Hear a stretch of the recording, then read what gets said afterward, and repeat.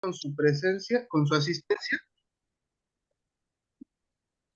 Sí, adelante, amigo. Ok.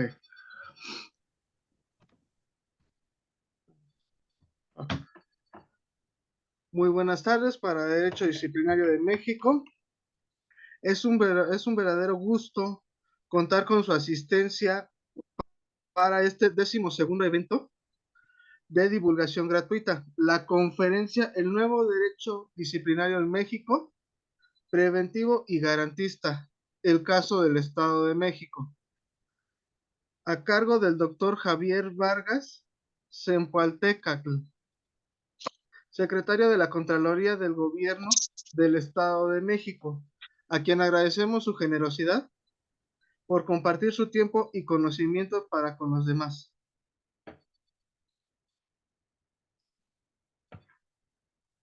Envío un cordial saludo a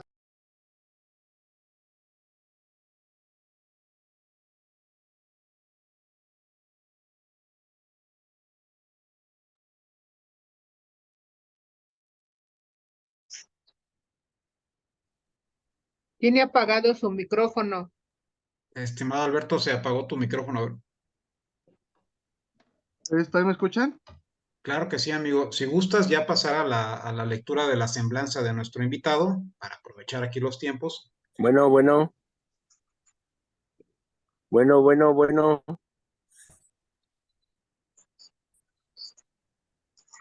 Por momentos me apagan el micrófono, por eso hacía la pregunta.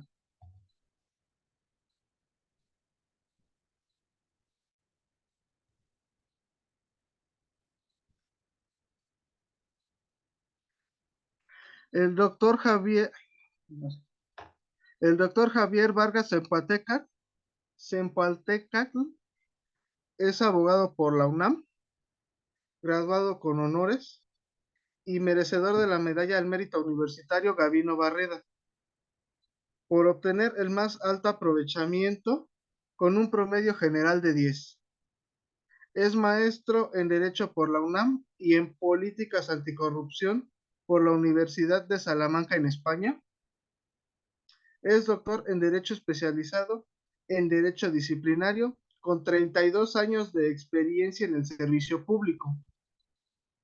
Entre los cargos desempeñados por el doctor destacan el de subsecretario de Responsabilidades Administrativas y Contrataciones Públicas en la Secretaría de la Función Pública en el Gobierno Federal, fungiendo como encargado del despacho de dicha secretaría de junio a octubre de 2016. Actualmente es secretario de la Contraloría del Gobierno del Estado de México desde el 16 de septiembre del año 2017. Ha participado con más de 140 ponencias en foros nacionales e internacionales y como académico en universidades nacionales. Asimismo, y final, ya para concluir, y demos paso al doctor, ha participado en diversos artículos y ensayos jurídicos y en libros y revistas especializadas. Te cedo la palabra, Rodrigo. Pues muy buenas tardes, muchas gracias, estimado Alberto. Agradezco a todos la paciencia, la puntualidad y el hecho de que sigamos interesados en estos temas que son de la vital importancia para el servicio público.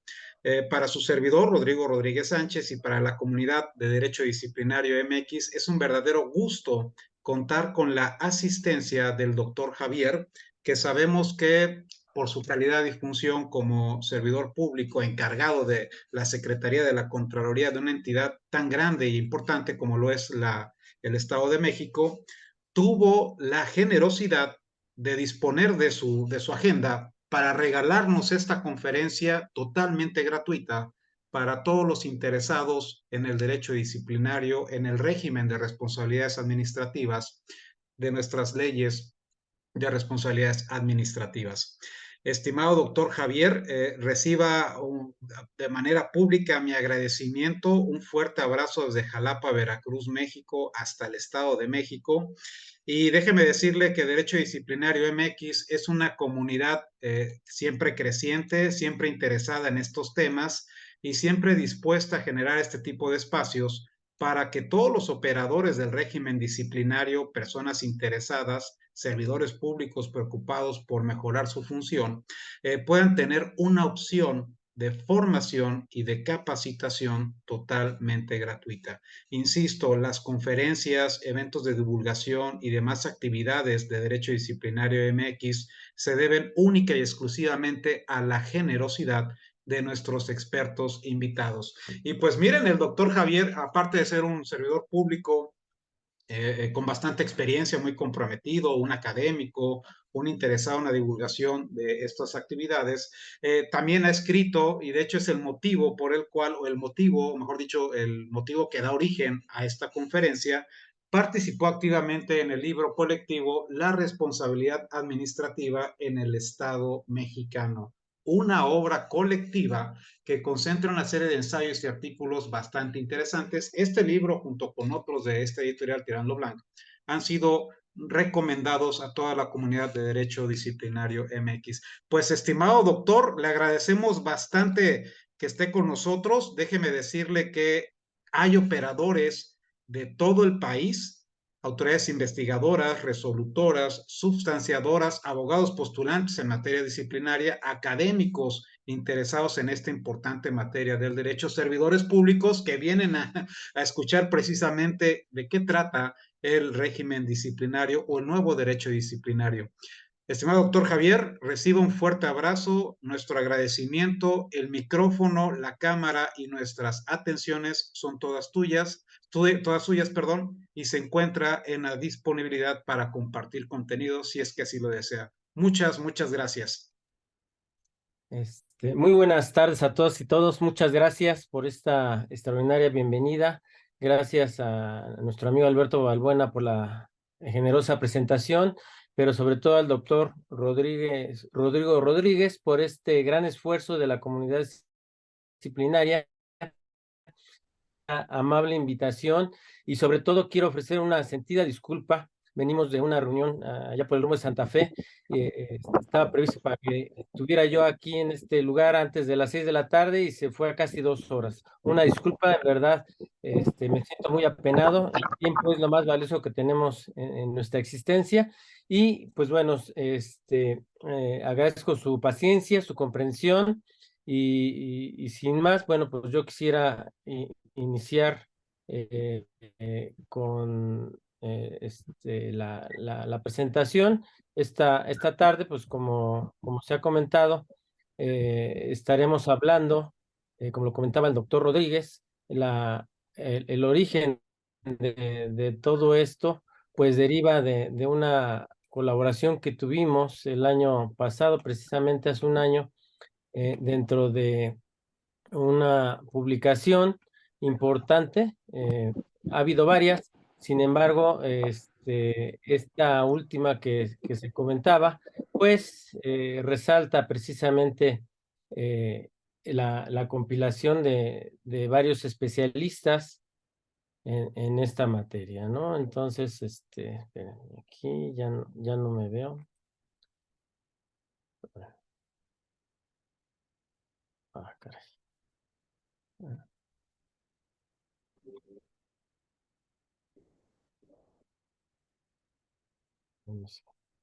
No, no sé qué hice.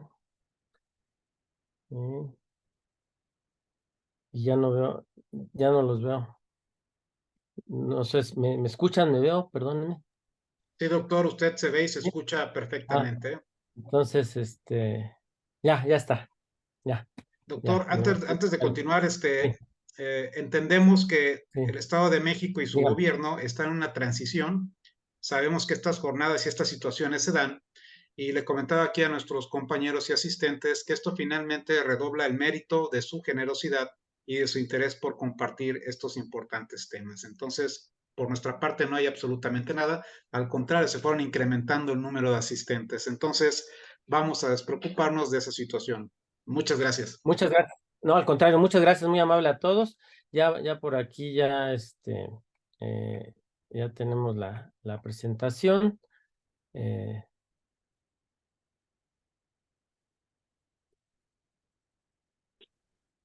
Ahí está.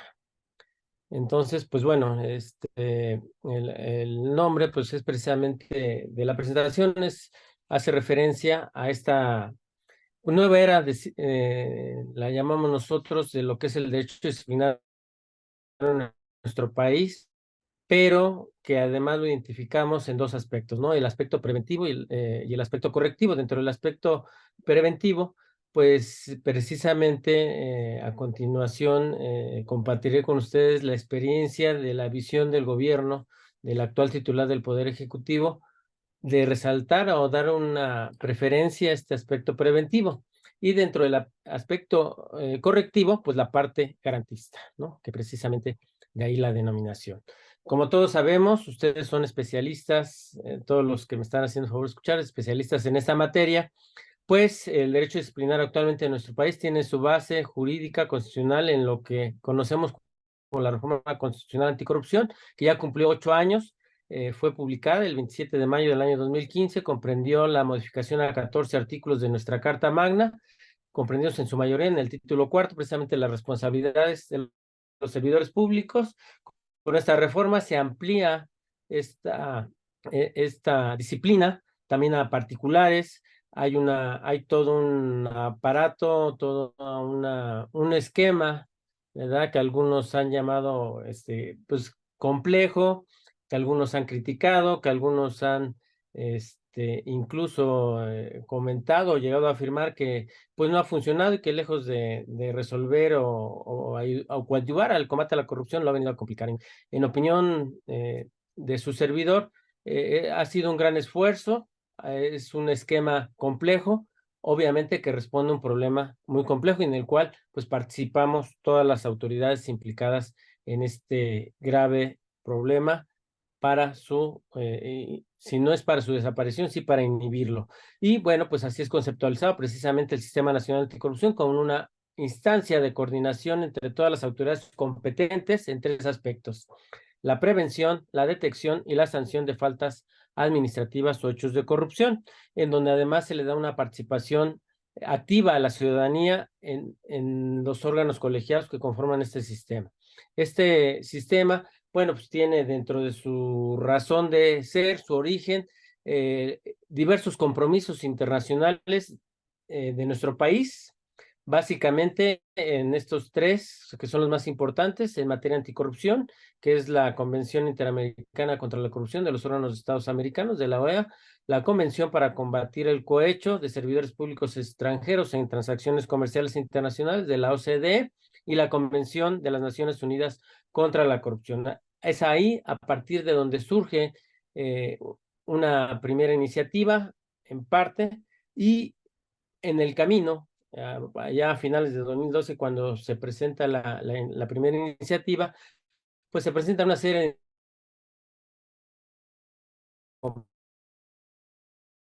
Doctor, ahí se le fue un poquito su audio. De hecho, su imagen se congeló.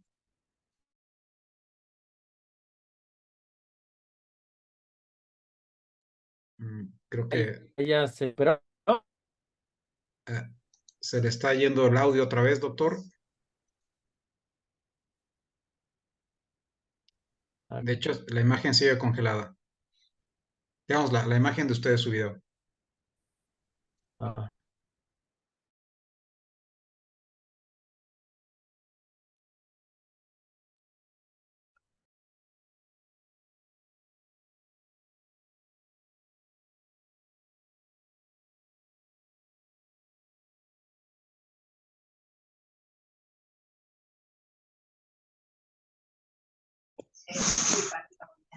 Incluso el comedor tiene su propia espacio. No sé si algo.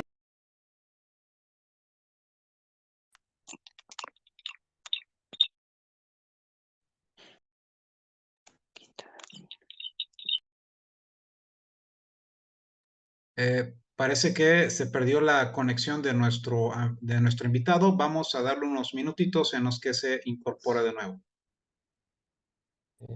perdón, ya cambié, creo que fue un problema de la conexión, ya cambié de fuente del internet. Entonces, retomamos la presentación, una disculpa. Ahí está. Bueno, entonces decíamos que en 2012 inicia todo este esfuerzo para crear un nuevo marco jurídico.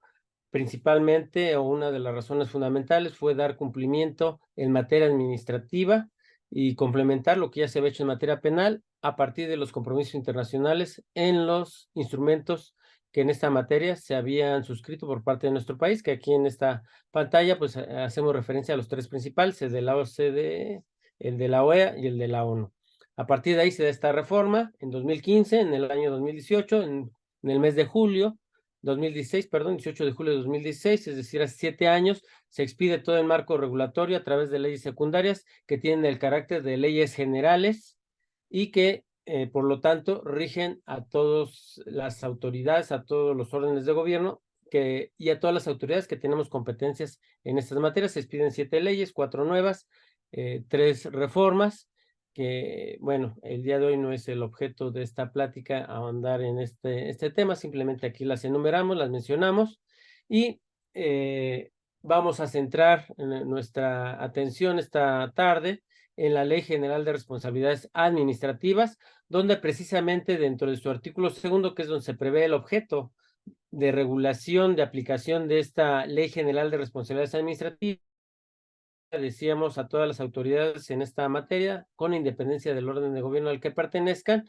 y prevemos dentro de los objetivos estos aspectos que están aquí resaltados en gris y en verde. La parte gris es precisamente aquella que se refiere al derecho disciplinario tradicional, que es el establecimiento de aquellas conductas que son consideradas como faltas administrativas. En este caso ya se hace una clasificación en faltas administrativas graves y no graves. A partir de esa clasificación va a surgir la competencia para la autoridad que va a poder determinar si da lugar o no a establecer una sanción en el caso de faltas administrativas graves o hechos de corrupción, y también pues la parte de ahora de responsabilidad administrativa correspondiente a particulares vinculados con hechos de corrupción, así como las sanciones, los procedimientos, tanto el de investigación como el de instrucción y sanción, y la otra parte que está aquí resaltada en verde, que es precisamente la parte que hemos denominado preventiva, que es todos aquellos mecanismos que están orientados a prevenir precisamente la comisión de una falta administrativa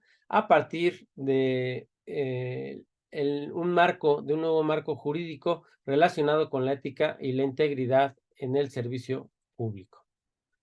De esta forma, podemos resaltar algunas de las novedades más importantes de este nuevo régimen disciplinario en nuestro país. En primer lugar, podemos afirmar que se da un giro totalmente de 180 grados al derecho disciplinario, en atención a que se rompe ese paradigma, que también fue una de las razones por la cual se dio toda esta reforma en nuestro país a este marco jurídico, en donde se decía que, o más bien, no solamente se decía, sino que hacía además la Ley Federal de Responsabilidades Administrativas de los Servidores Públicos lo preveía. Una misma persona podía tener la investidura de ser autoridad que auditaba, que investigaba, que sustanciaba el procedimiento, imponía la sanción e incluso podría resolver algún recurso en una primera instancia cuando se impugnaba esa determinación.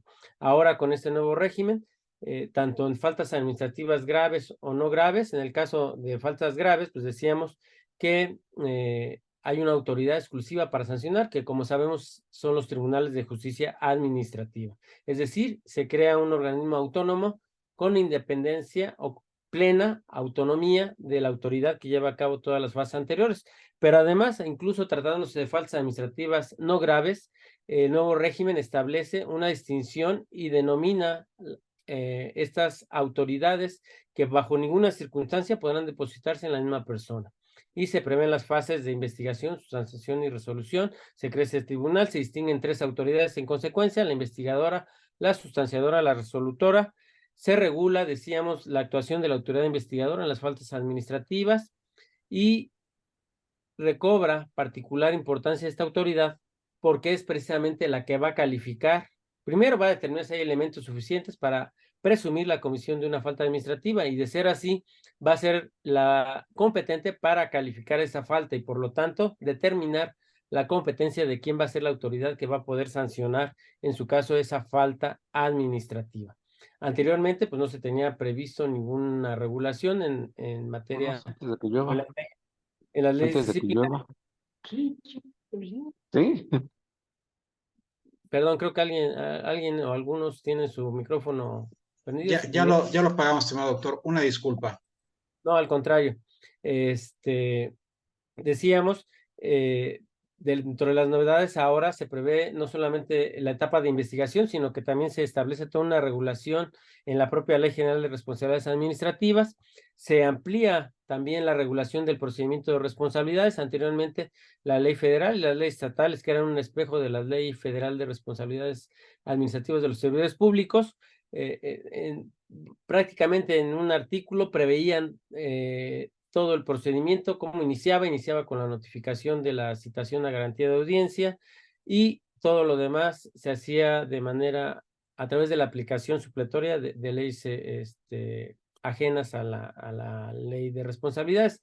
Al día de hoy se sigue previendo, como en todo marco jurídico, la supletoriedad, en este caso ya la Ley Federal de Procedimiento Contencioso Administrativo. Se prevé un régimen transitorio en el cual o conforme al cual coexisten las legislaciones federal y la general, que ya los criterios para su aplicación ya han sido determinados por nuestro máximo tribunal.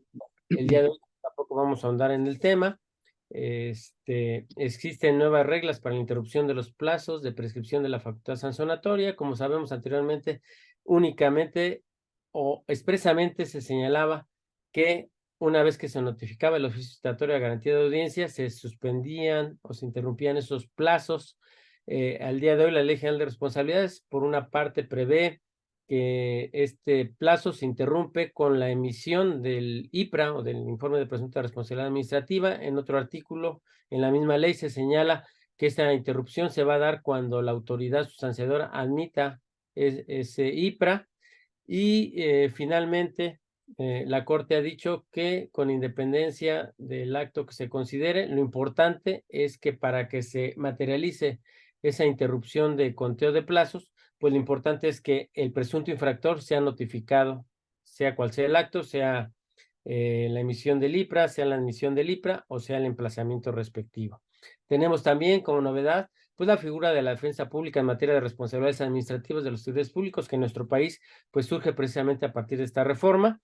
Y en el último bullet, a manera en 2 renglones, algo que vamos a desarrollar bastante en los próximos minutos, pues se establecen estas medidas que comprenden políticas y prácticas de prevención de la corrupción, que tienen, como decíamos, su base, su fundamento en la ética y la integridad públicas. Bueno, pues entonces tenemos en el nuevo derecho disciplinario en nuestro país esos dos aspectos, el aspecto correctivo y el aspecto preventivo. Resaltaremos más el aspecto preventivo, sin embargo, daremos aquí algunas reflexiones sobre el aspecto correctivo, y decíamos el nuevo procedimiento disciplinario. Podemos, para efectos didácticos, ¿verdad? La ley no lo prevé así como está en esta lámina, pero bueno, si me lo permiten, así lo vamos a explicar. En una primera etapa se prevé un procedimiento de investigación a cargo de una de esas autoridades, que es la autoridad investigadora, y que precisamente en esta etapa se va a llevar a cabo todas las diligencias que sean necesarias para que esta autoridad cuente con los elementos suficientes para determinar si existe o no la presunción de una comisión de una falta administrativa y determinar si esta es grave o no grave, y todas estas diligencias, toda esta etapa, pues se va a denominar precisamente investigación. Y al final de esta investigación, pues el objetivo es precisamente estar en posibilidad de que esa autoridad genere ese documento, que es el informe de presunta responsabilidad, que va a ser la base de todo el procedimiento. ¿Por qué? Porque aquí se va a determinar la existencia de esos elementos, se va a calificar la falta administrativa como grave o no grave, y va a fijar la litis de todo el procedimiento administrativo. Es decir, una vez que se admita por parte de la autoridad sustanciadora y esté de acuerdo con esa determinación en la investigadora,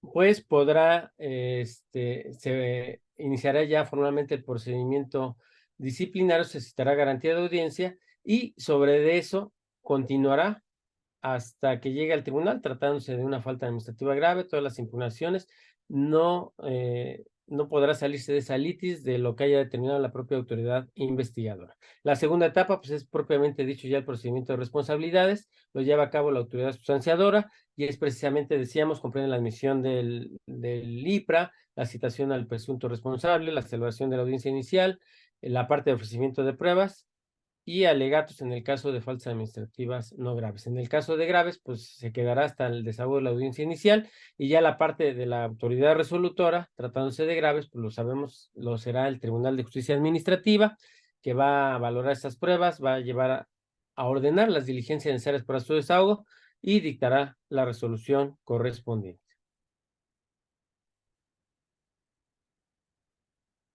Decíamos que este nuevo procedimiento disciplinario pues, es muy garantista, a diferencia del anterior, que era, podemos decirlo también, y se vale decir que era acusatorio, inquisitorio, porque pues, la autoridad que citaba al presunto responsable en el oficio citatorio determinaba ahí las conductas que le reprochaba, las conductas que le inculpaba, y finalmente el presunto responsable tenía la carga de desacreditar todas esas situaciones. Al día de hoy, uno de los principios, como se ve aquí en la lámina, que rige ya dentro del desarrollo del procedimiento de responsabilidad, precisamente es el principio de presunción de inocencia. Es decir, la carga de la prueba la tiene la autoridad y para llegar a esta fase, a la fase de sustanciación, precisamente se tendrá, incluso lo vemos en las siguientes láminas, pues ya la autoridad investigadora se convierte en parte, tendrá que ir a defender esa posición que optó en la fase de investigación y tendrá que ir a defender lo que plasmó en el informe de presunta responsabilidad. Entonces, aquí tenemos un importante cambio en la visión o en la concepción del derecho disciplinario en nuestro país, y por supuesto, aunado a este objetivo, o a este principio, perdón, del principio de presunción de inocencia, pues conllevan el principio, por ejemplo, de congruencia, de imparcialidad, de objetividad, de verdad material, de exhaustividad, y que está aquí, que es el respeto a los derechos humanos, en el cual, bueno, pues ya ahí cabe todo y cualquier situación que pudiera violentarse dentro del procedimiento, pues va a viciar el mismo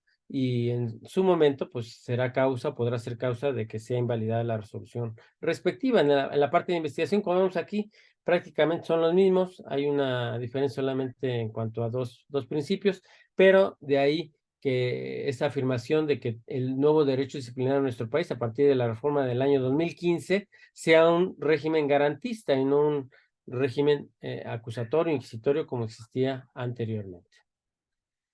El procedimiento de investigación, bueno, pues aquí de manera gráfica muy sencilla lo señalamos, podemos iniciarlo a partir de una denuncia, a partir del informe de una auditoría o a partir de la actuación de oficio de la propia autoridad investigadora. Después viene el desarrollo, que son todas estas diligencias a partir de una planeación que haga la autoridad investigadora, establezca sus líneas de investigación, establezca el caso que va a ser motivo de esa investigación. No puede tampoco, si bien es cierto que goza de plenas facultades para llevar a cabo todas las diligencias necesarias, pues sí tiene que planear, tiene que orientar, tiene que tener una técnica de investigación la autoridad investigadora, con la finalidad de que pues no sea interminable o no sea infinita o no se causen una serie de requerimientos de información o incluso actos de molestia a terceros con la finalidad o el pretexto de estar llevando a cabo una investigación. Tenemos que orientar esa planeación al objetivo que en este caso pues es, como decíamos, determinar si los hechos motivo de la denuncia, si las observaciones motivos de esa auditoría o la actuación de oficio a partir de un hecho que tuvo conocimiento la autoridad, pues nos hacen presumir que hay la comisión de una falta administrativa y entonces nos damos a la tarea de recabar los elementos necesarios para, en su caso, emitir ese IPRA. De no ser así, pues emitiremos un acuerdo de archivo por falta de elementos, de tener una investigación exitosa, por decirlo así, es decir, en la cual se concluya que en efecto y se confirme que hay esos elementos, pues calificará la falta administrativa a la autoridad y emitirá el informe de presunta responsabilidad, que la propia Ley General de Responsabilidades también nos señala cuáles son los elementos que debe contener. Y bueno, pues aquí está el listado que la propia ley nos señala y en la cual se señala o se precisa qué elementos qué A ver. secciones debe de tener cada... Estoy en eso. No tengo una respuesta para eso. Dime si te puedo ayudar con otra cosa. Creo que adelante, doctor. Sí, perdón. Bueno, y decíamos, este documento es la base desde luego, la conclusión de la investigación, pero será la base para de ahí en adelante llevar a cabo las etapas de sustanciación, resolución y en su caso la aplicación de una sanción de carácter administrativo. Entonces, en conclusión, bueno, pues identificamos faltas administrativas graves y no graves, la fase investigadora, sustanciadora y resolutora, y en ese mismo sentido las autoridades correspondientes. ¿Quiénes llevan a cabo esas funciones? Decíamos que diferentes autoridades, no obstante que estemos hablando de un mismo órgano o entidad pública.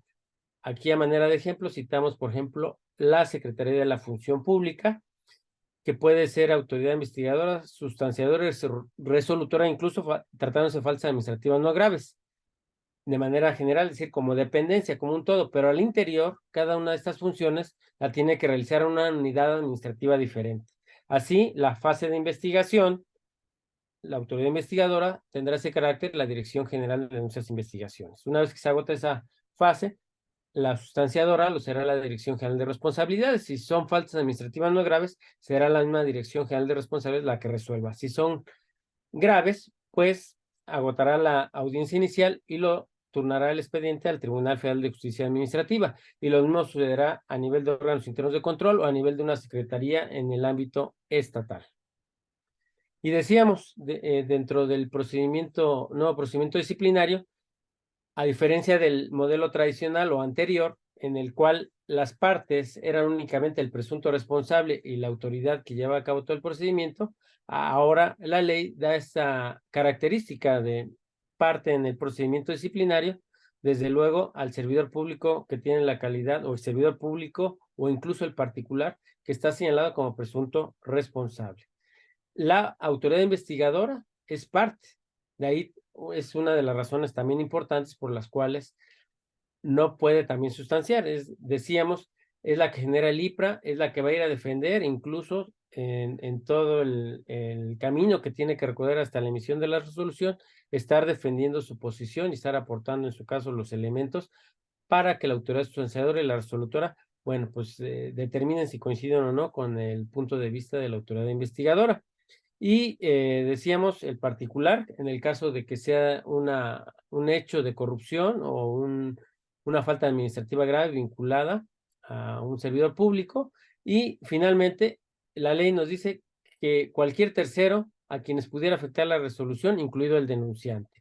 Aquí, como en esta parte ahora que mencionamos al denunciante, recordemos que anteriormente, conforme al régimen jurídico anterior del derecho disciplinario, la Corte ya se había pronunciado incluso que cuando se iniciara un procedimiento administrativo derivado de una denuncia y el denunciante no estuviera de acuerdo con alguna determinación o incluso con la determinación de no inicio de un procedimiento o que éste se llevara a cabo y la sanción no fuera satisfactoria para el denunciante, no tenía interés jurídico legítimo para poder tener intervención o incluso impugnar o rechazar o pronunciarse sobre esa determinación. Al día de hoy es todo lo contrario, es considerado expresamente como parte dentro del nuevo procedimiento disciplinario. Y aquí en estas dos láminas, pues de manera así muy rápida, solamente una visión de cómo es ahora el nuevo procedimiento disciplinario. Decíamos, inicia a partir del IPRA, se tienen 3 días para admitir el IPRA por parte de la autoridad sustanciadora. Decíamos que la propia ley señala que este acto también, no solamente la emisión, sino también la admisión del IPRA, interrumpe la prescripción. A partir de que ya se acepta o se admite ese IPRA, pues se tiene que llevar a cabo el emplazamiento al presunto responsable, que este emplazamiento no es otra cosa más que la notificación del IPRA, de las conductas que se le está señalando, pero que además ahora también la propia ley nos señala que la autoridad sustanciadora al momento de hacer ese emplazamiento tendrá que emplazar junto con una copia certificada del expediente con la finalidad de que el presunto responsable, bueno, pues tenga la posibilidad de preparar su defensa. Se amplía el plazo para llevar a cabo la audiencia entre el emplazamiento y la fecha de la audiencia. Anteriormente era de 5 a 15 días, ahora es de 10 a 15 días hábiles. Y en el caso de terceros, incluso el denunciante, bueno, pues la ley señala que se les tendrá que emplazar cuando menos con 72 horas de anticipación. Y como lo veremos más adelante, ahora también, y ya lo mencionamos, pues también se prevé la figura de defensor público. Es decir, si el presunto infractor no lleva abogado, no tiene abogado, bueno, podrá solicitar que el Estado le proporcione uno y este abogado pues, llevará a cabo todo su procedimiento. En la audiencia inicial, bueno, pues el presunto responsable rinde su declaración, ofrece pruebas. Aquí también viene una serie de garantías y derechos que anteriormente no se tenía. Desde el emplazamiento se le tiene que decir, y en la audiencia inicial se le tiene que decir al servidor público o al presunto infractor que tiene derecho a ofrecer las pruebas que él considere necesarias, a que lo defienda un abogado, a solicitar un defensor de oficio. No puede autoincriminarse, no puede declarar en su contra. Es decir, una serie de garantías que anteriormente no se tenía, ¿no? Después viene, bueno, pues desde luego la admisión de las pruebas que haya ofrecido, las diligencias que en su caso sean necesarias para llevar a cabo el desahogo de las mismas. Viene ya el cierre de instrucción, la parte de alegatos, que tampoco anteriormente se preveían, y la emisión de la resolución, sea por parte de la misma autoridad sustanciadora, tratándose de faltas administrativas no graves, o por parte del Tribunal de Justicia Administrativa, tratándose de graves. Y aquí un poquito resaltando la importancia de esta nueva figura de la Defensoría Pública en materia de responsabilidad administrativa. Esto, como lo hemos comentado, bueno, en nuestro país tradicionalmente y en otros países, pues tradicionalmente esta figura, sobre todo la tenemos muy identificada en materia penal. Asimismo en materia civil, mercantil a la mejor, pero no en materia administrativa. Entonces, de ahí que en México, con esta reforma, pues nace formalmente en el derecho disciplinario, pues la figura de la Defensoría Pública a partir de la reforma del año 2015 y a través de aquí un poquito esto viene a complementar lo que o viene a dar cumplimiento en materia administrativa al derecho humano, al debido proceso, al pleno respeto a los derechos humanos dentro de un procedimiento.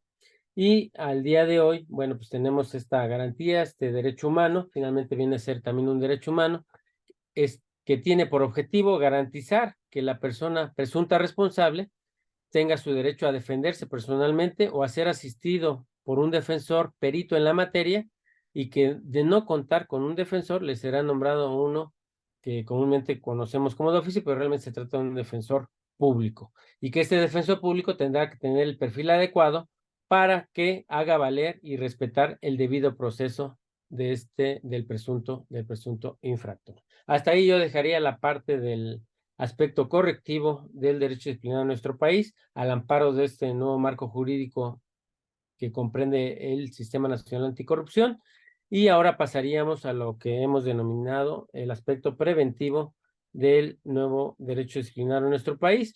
Y aquí, bueno, pues decirles a todos ustedes que en las propias leyes generales, tanto en la del Ley General del Sistema Nacional Anticorrupción, que aquí citamos algunas partes o fracciones del artículo 2, que es donde viene el objeto de la Ley General del Sistema Nacional Anticorrupción, se hace referencia precisamente a figuras como la prevención, la integridad, la rendición de cuentas, la transparencia en la fiscalización y control de los recursos públicos, a un comportamiento ético, a la emisión de directrices y políticas eficaces en la ética pública, a la actuación ética y responsable de cada servidor público. Y de igual forma la Ley General de Responsabilidades Administrativas, también en su artículo 2, pues retoma este aspecto preventivo y habla de igual forma de la ética pública, de códigos de ética, de un programa de integridad, de una cultura de ética, en fin. Todo esto también es importante resaltarlo, pues viene de esas convenciones internacionales en materia anticorrupción, y que decíamos, pues fueron retomadas por el nuevo marco jurídico constitucional y materializados a través de estas disposiciones en las leyes generales de responsabilidades. Incluso van más allá del ámbito público y decíamos en atención a que este nuevo marco jurídico también aplica a particulares vinculados con hechos de corrupción, señala ahí que en la determinación de personas particulares, hablando de personas jurídico-colectivas o personas morales, es decir, un particular puede ser una persona física o puede ser una persona jurídica colectiva.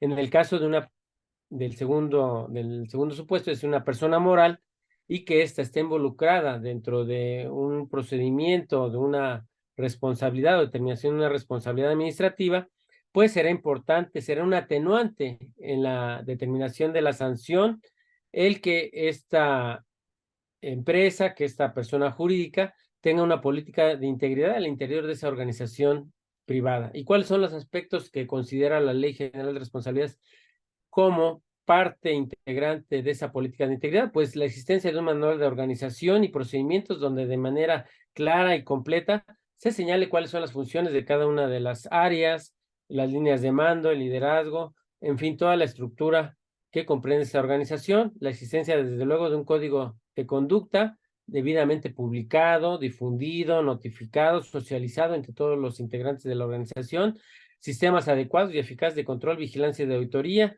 que de manera continua y permanente estén examinando, estén revisando el cumplimiento de los estándares de integridad de esta organización, sistemas adecuados de denuncia que sean eficaces, que prevean un procedimiento para la atención de los hechos que son motivo de la denuncia y las consecuencias concretas que hay en caso de acreditarse esos hechos irregulares denunciados. Desde luego también se prevé toda la parte de la profesionalización, es decir, sistemas y procesos adecuados de entrenamiento y capacitación respecto de estas medidas de integridad, una política de recursos humanos perfectamente determinada para evitar la incorporación de personas que pudieran generar un riesgo de integridad en la corporación y finalmente mecanismos que aseguren en todo momento la transparencia y la publicidad de sus intereses. Esta política de integridad que prevé la Ley General de Responsabilidades y que decíamos puede resultar, o más bien se conceptualiza como un atenuante en caso de que esté involucrada o vinculada a un hecho de corrupción, no solamente es en materia administrativa. Esta visión de valoración de la prevención en una organización privada también tiene sus efectos positivos en el ámbito penal, y aquí citamos precisamente el artículo 421 del Código Nacional de Procedimientos Penales, que se refiere al ejercicio de la acción penal y responsabilidad penal autónoma, y señala precisamente que en el caso de las personas jurídicas, cuando sean penalmente responsables de delitos cometidos a su nombre, por su cuenta, en su beneficio, a través de los medios que ellos proporcionen o cualquier otra situación que los vincule, si además existió, dice, una inobservancia de un debido control al interior de la organización, pues esto, lejos de ser de ayudar, pues va a ser una agravante, ¿no? Y esto viene así por las consecuencias jurídicas que se prevén en esta materia en el artículo 422, donde precisamente ya se habla ahí de las sanciones que puede ser sujeto a una persona moral, y que para efectos de la individualización de la sanción, pues vienen ahí los elementos o los umbrales que va a considerar, y uno de ellos precisamente es la magnitud de la inobservancia del debido control en su organización. A contrario censo, podemos afirmar que si la organización demuestra que tiene un debido control, una política de integridad, una política de ética, un manual en su organización que delimite los tramos de responsabilidad de quienes integran esa estructura, pues lejos de ser un agravante, pues será una atenuante, ¿no? En el Código Penal Federal, también vinculado o adminiculado con ese artículo 422, confirman esto que le estoy diciendo y nos señala que las personas jurídicas que cuentan con un órgano de control permanente encargado de verificar el cumplimiento de disposiciones legales aplicables para darle seguimiento a las políticas internas de prevención delictiva, pues van a atenuar o podrán atenuar la aplicación de la sanción hasta en una cuarta parte, siempre y cuando se acredite que todas estas acciones o esta política de control interno, esta política de integridad, pues, se acredita que fue con anterioridad a la comisión del hecho delictivo, o en el caso de la Ley General de Responsabilidad, pues la parte de atenuará en su caso, la posible aplicación de una sanción administrativa. Y hasta ahí dejaría yo la parte preventiva en su aspecto general, desde nuestro punto de vista o nuestra opinión, pues lo prevé el nuevo marco jurídico. A partir de este momento, bueno, pues nos abocaremos, decíamos, a lo que se ha denominado en el Estado de México el sistema de gestión de cumplimiento, y que ha sido la visión del actual gobernador Alfredo del Mazo Maza, y que se ha aplicado durante pues ya casi 6 años, como lo comentaba el doctor Rodríguez. Estamos ya al final, ya en el umbral de la conclusión de una administración. Concluye en menos de un mes, el próximo día 15 de septiembre, pero bueno, pues eso nos ha permitido pues llevar a cabo una serie de acciones, y al día de hoy me permite a ustedes poder compartir esta gran experiencia personal, esta gran experiencia institucional, pero sobre todo esta experiencia en el sentido de que funciona este nuevo marco jurídico y que ha funcionado en el sistema anticorrupción del Estado de México Municipios, y que estos dos aspectos, el preventivo y correctivo, pues se ha venido aplicando con esta visión, pero sobre todo se ha priorizado, se ha privilegiado el aspecto preventivo, es decir, más que ser reactivos, más que ser sancionatorios, acusatorios, se ha visto y vamos a ver cuáles han sido las acciones que hemos considerado que han ayudado y que han permitido cumplir con ese objetivo de prevención. Y que si bien es cierto, no pareciera imposible desaparecer la corrupción, sí se puede inhibir y sí se puede cambiar. Y todo esto, pues a partir precisamente de un cambio basado en principios, en valores, en la ética, en la integridad. Y en ese sentido, con ese marco de referencia, como lo señalamos aquí, pues está plasmado así en el Plan de Desarrollo del Estado de México 2007-2023, y también comentarles a ustedes que coincidió el inicio de la administración precisamente con el inicio de la entrada en vigor de la Ley General de Responsabilidades, que fue en el mes de julio del año 2017. La administración empezó en septiembre de ese año, y en el mes de noviembre de 2017 ya teníamos adecuada la Constitución, armonizadas nuestro marco jurídico, expedidas las leyes reglamentarias, establecidas ya todas las instancias, el nuevo Tribunal de Justicia Administrativa del Estado de México, designados, nombrados los magistrados especializados en materia de responsabilidades administrativas. Existen al día de hoy 2 salas regionales, una sección especializada de la Sala Superior de nuestro Tribunal de Justicia Administrativa. Se transformó en ese periodo también la Procuraduría General de Justicia a Fiscalía General de Justicia del Estado. Se creó la Fiscalía Anticorrupción y se designó al fiscal anticorrupción, de tal forma que en el mes de noviembre, por ahí a mediados del mes de noviembre del año 2017, pudimos instalar en su plenitud el comité coordinador del sistema anticorrupción del Estado de México Municipios, y previamente, desde luego, estaba constituido el Comité de Participación Ciudadana, que todo esto no vamos a entrar al detalle porque estamos armonizados, estamos a espejo de lo que prevé el Sistema Nacional Anticorrupción, lo que prevén las leyes generales. Y con ese contexto, bueno, pues inició un nuevo gobierno, una nueva administración, y dentro de sus principales objetivos de gobierno, pues estaba precisamente la promoción de instituciones de gobierno transparentes y que rindan cuentas a partir del fortalecimiento del programa de servicio público sustentado en principios y valores éticos de las personas servidoras públicas, con lo cual decíamos, nuestro objetivo ambicioso, pero no al grado de llegar a una utopía de decir vamos a eliminar totalmente la corrupción, no, vamos a minimizar los riesgos derivados de la comisión de actos indebidos y vamos a prevenir que estos se cometan, vamos a modificar los ambientes propicios para la comisión de un acto irregular, y vamos a hacer una serie de acciones que a continuación pues les voy yo a presentar.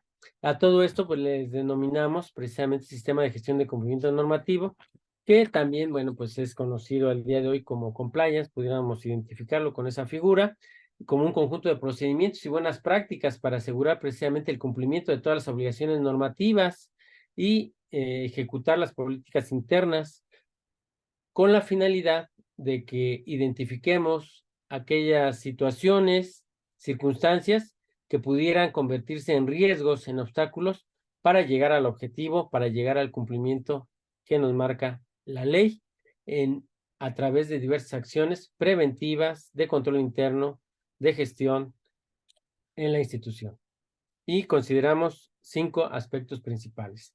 El primero de ellos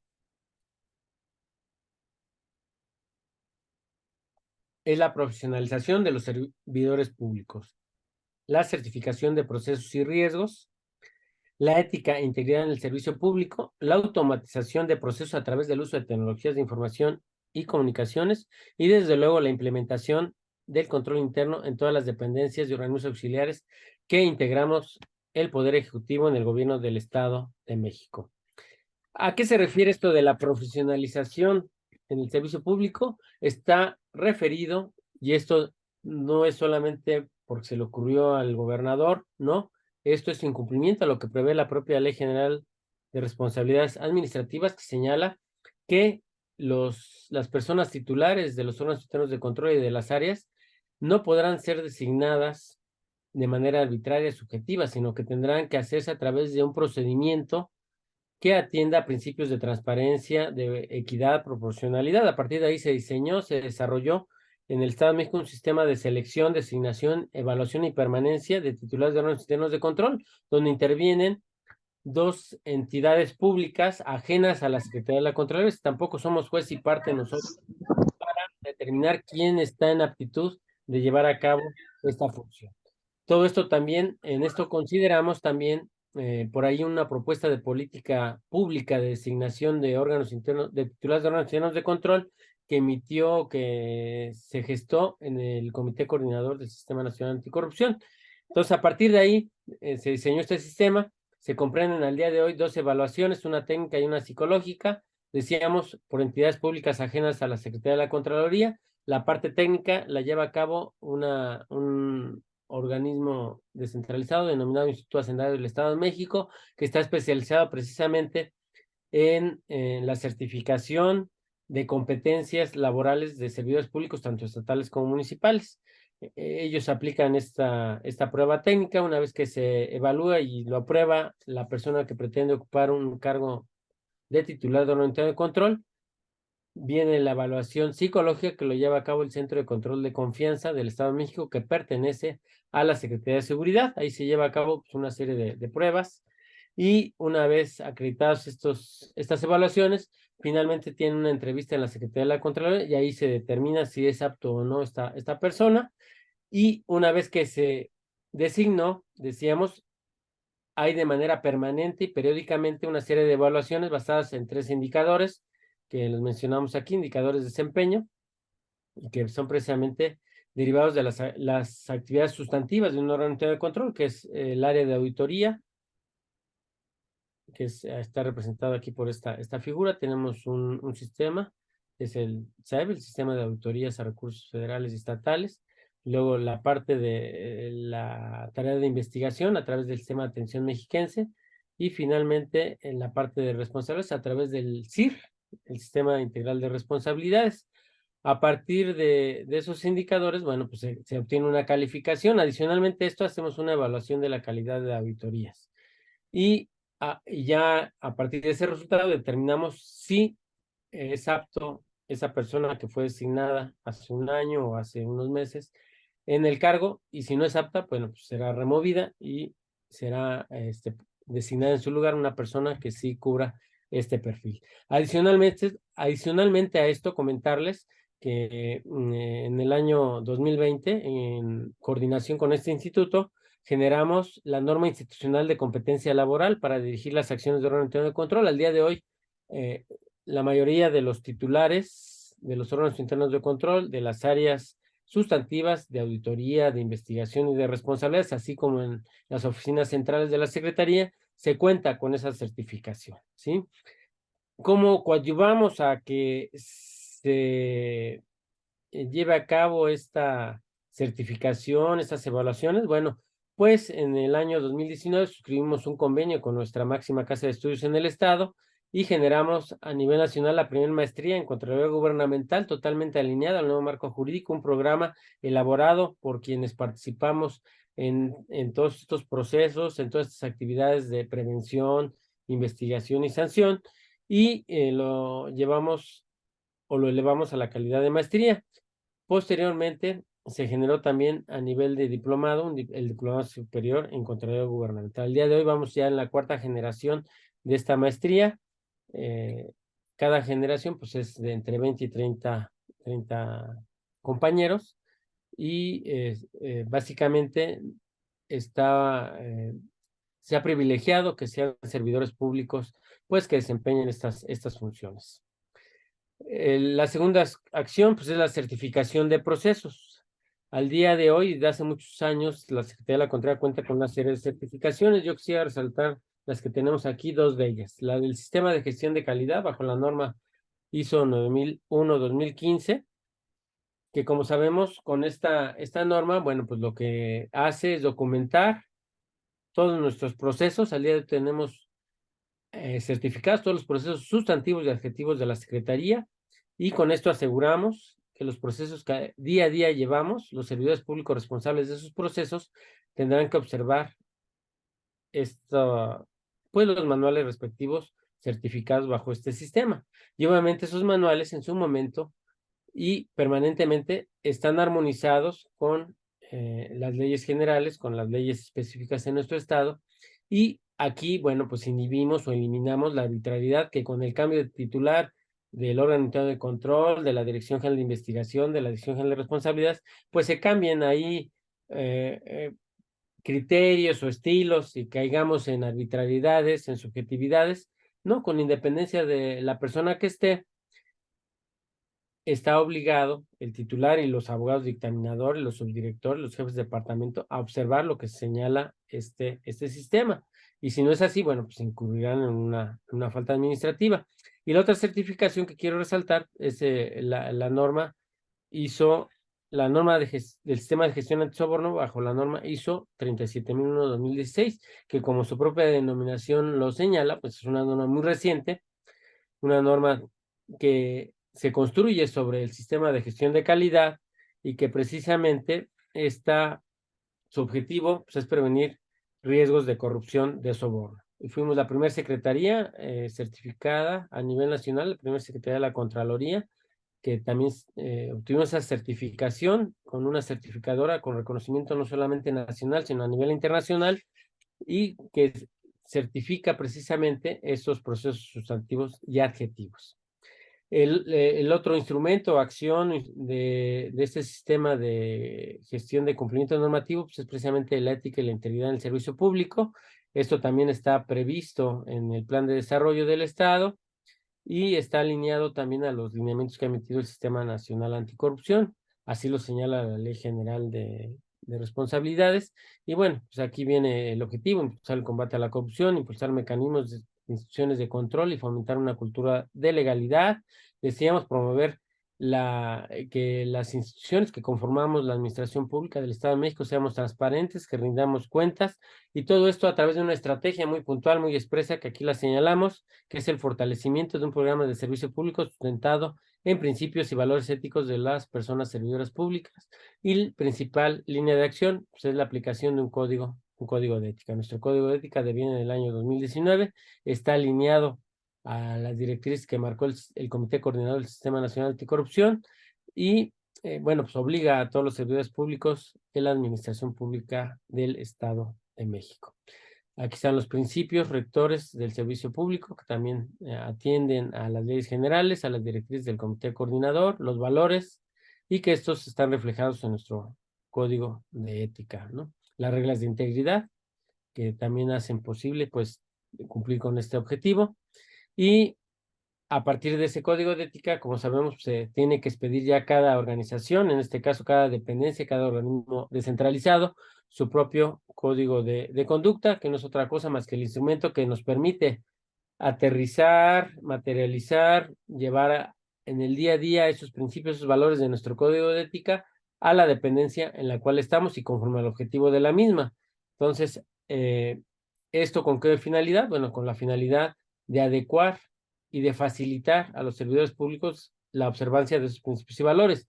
No es lo mismo el objetivo principal de un compañero que preste sus servicios en la Secretaría de Medio Ambiente que alguien que esté en la Secretaría de Seguridad o en la Secretaría de Salud o en la propia Secretaría de la Contraloría. Entonces, precisamente, el código de conducta, bueno, pues ya precisa o particulariza, focaliza esos principios y valores del código de ética en ese código de conducta y reglas de integridad para cada dependencia. Emitimos una guía para el efecto, se emitió desde luego el código de conducta de la Secretaría de la Contraloría y al día de hoy se han emitido pues los 102 códigos de conducta de las entidades que integramos la Administración Pública del Estado de México. Están constituidos al día de hoy pues los comités de ética, que como sabemos son los órganos colegiados, conformados también por compañeros servidores públicos y que precisamente van a velar por que este código de ética se difunda, se fomente, se aplique en el día a día y sus miembros, pues es importante, son elegidos por un procedimiento democrático. Hay un servidor público por cada nivel jerárquico y esto se hace cada 2 años, con excepción de quien preside el comité, que es el titular de la dependencia de organismo auxiliar, y el secretario técnico, que es designado por ese presidente. Al día de hoy, pues están constituidos todos los comités de ética, están expedidos todos los códigos de conducta, y tenemos también nuestra política anticorrupción desde el año 2020. Fuimos la tercera entidad en el país en emitir esta política estatal, pero fuimos la primera entidad que está con una política estatal totalmente alineada a la política nacional anticorrupción. Contiene, a diferencia de la política nacional, o adicionalmente a lo que prevé la política nacional, un quinto eje precisamente relacionado con el tema que estamos hablando, que es la ética, la ética pública y la integridad, y contempla 60 prioridades, 20 más que la política nacional anticorrupción, y plazos menores al inmediato, mediano y largo plazo, ¿no? También comentarles a ustedes que a partir de un acuerdo suscrito entre el gobierno del estado y la OCDE, en el año 2021, hace pues 2 años, en el mes de julio, se presentó el estudio sobre la integridad en el Estado de México, facilitando una cultura de integridad. Y bueno, pues todo esto ha fortalecido estas líneas, estas directrices, estos principios que prevé las convenciones en esta materia, la reforma anticorrupción, las leyes reglamentarias y las leyes propias del Estado.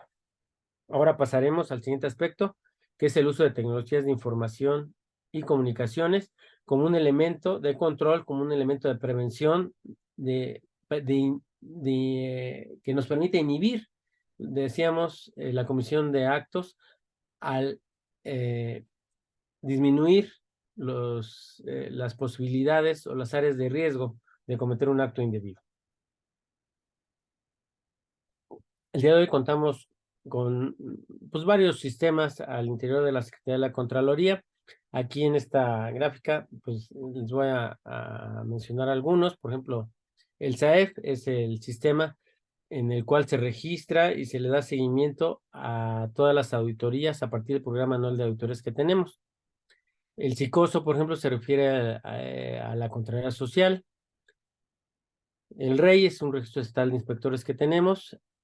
Y como podemos ver aquí, si derivado del SICOSO, que es el sistema de Contraloría Social, se emite un reporte ciudadano por parte de algún Contralor Social, bueno, pues va a llegar al área de investigación, o a partir de la observación que derive de una auditoría prevista en el SAEP, pues todo esto llegará al sistema de atención mexiquense, que es el sistema que nos permite no solamente la recepción de denuncias, sino es el sistema que nos permite darle todo ese seguimiento electrónico al procedimiento de investigación. Y a partir de ahí, pues el expediente, el IPA que se genere, llevará al sistema integral de responsabilidades.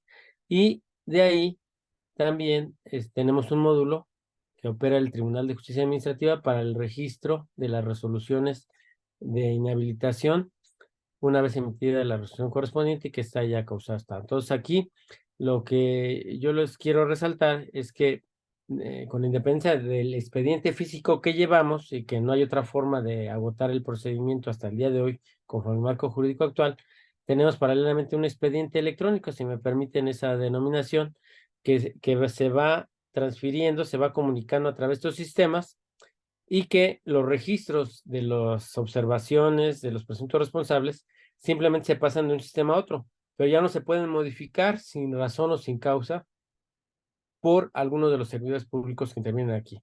A manera de ejemplo, si en una denuncia ciudadana, en una auditoría, vienen 3 servidores públicos, llega al área de investigación y resulta ahí que el abogado dictaminador que está llevando el expediente quisiera cometer alguna situación irregular, eliminando o quitando algún servidor público y diciendo, no te preocupes, yo aquí te quito. No es tan fácil, nada, desaparecer el expediente físico, porque además eso está reflejado en un expediente electrónico con los datos personales, es decir, su CURP, su RFC. Tampoco podríamos ahí hacer el truco de que le cambie una letra al RFC o le cambio una letra al apellido y al final pues ya no vas a ser tú el que está citado a procedimiento, ¿no? También está vinculado al Declaranet. Y bueno, todo esto desde luego alineado al marco jurídico y legal anticorrupción. Esto nos ha permitido como entidad, bueno, hacer o ser también punta de lanza en otros aspectos.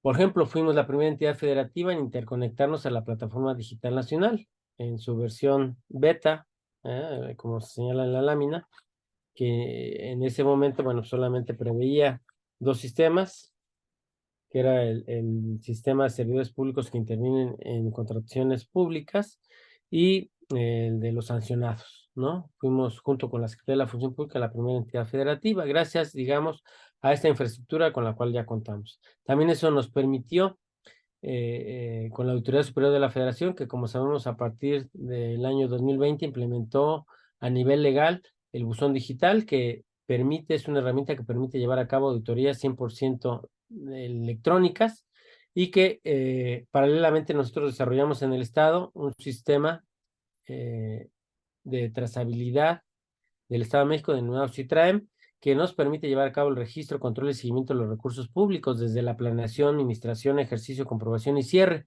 lo cual nos permite llevar a cabo un control de la trazabilidad, control y registro de la trazabilidad, lo cual también nos permitió ser de los estados que llevamos a cabo prueba pilotos con el buzón digital de la Autoridad Superior de la Federación, y que al día de hoy dentro del programa anual de auditorías, pues partes son presenciales y otra parte pues, son de manera electrónica. Y finalmente el sistema de control interno institucional, que esto, como sabemos, pues es un sistema que, como su nombre lo señala, pues no es responsabilidad exclusiva del órgano interno de control o de la Secretaría de la Contraloría. Nosotros simplemente lo impulsamos, lo promovemos y vigilamos.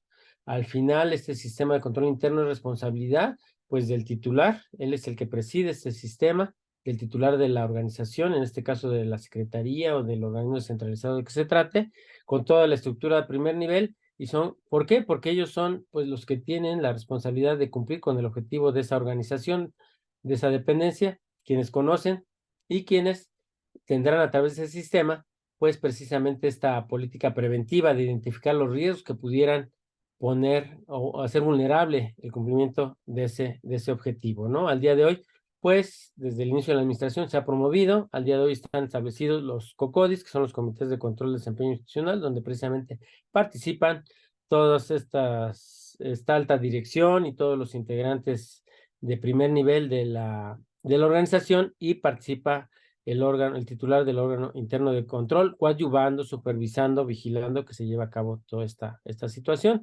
Y compartirles que, bueno, pues podemos afirmar que somos la entidad federativa que tenemos como Poder Ejecutivo el marco jurídico más actualizado en esta materia. La última actualización, como lo señalamos aquí en esta lámina, fue hace 2 años, en el mes de junio, emitimos el acuerdo en la materia. En este acuerdo, pues su propósito fue actualizar, fortalecer y mantener en buenos términos la operación de este sistema de control interno institucional. Se clasifican los mecanismos de control en preventivos, detectivos, correctivos, privilegiando y priorizando siempre los de carácter preventivo, las prácticas de autocontrol. Está totalmente alineado a la Administración Pública del Estado, al Plan Estatal, al Sistema Nacional de Fiscalización, al Sistema Nacional Anticorrupción. En su redacción se comprende un lenguaje incluyente y contempla incluso ya aspectos que deberán desarrollarse en la implementación de la política estatal anticorrupción, y consideró las recomendaciones que nos hizo la OCDE en ese estudio que en el año 2020 nos hizo al Estado de México. Y finalmente decirles todo esto, cómo podemos decir o afirmar que ha funcionado, pues a manera de lo más representativo es que los logros del sistema de gestión de cumplimiento se resumen en los resultados de la fiscalización de las últimas cuentas públicas por parte de la CEFE. En la cuenta pública 2019, pues fuimos la entidad federativa con el menor porcentaje en el indicador monto observado sobre muestra auditada por entidad federativa, con tan solo el 0.2%. La media nacional en ese año fue del 3%. No obstante que somos el estado con el mayor presupuesto de todas las entidades federativas, más de 300,000 millones al año, de los cuales más de 200,000 devienen de recursos federales y que son objeto de fiscalización en cada cuenta pública por parte de la Autoridad Superior de la Federación. En la cuenta pública 2020, el Estado de México, junto con otras entidades pequeñas en su magnitud, en su presupuesto, en su población, en su territorio, como son Aguascalientes, Guanajuato y Querétaro, fuimos de las entidades federativas con el menor, con porcentaje del 1% en el indicador gasto federalizado, monto por aclara, monto auditado.